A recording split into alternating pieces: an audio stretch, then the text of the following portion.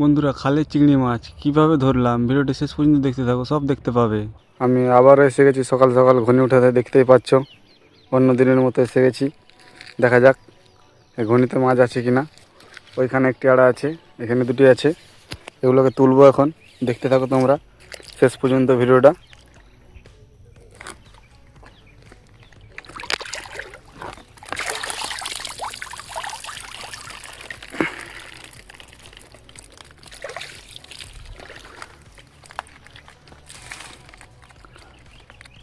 পুঁটি মাছ একটি আছে এখানে, পুঁটি মাছ আর কিছু চিংড়ি মাছ রয়েছে। অন্য দিনের মতো আমার ঘনি উঠানো হয়ে গেছে।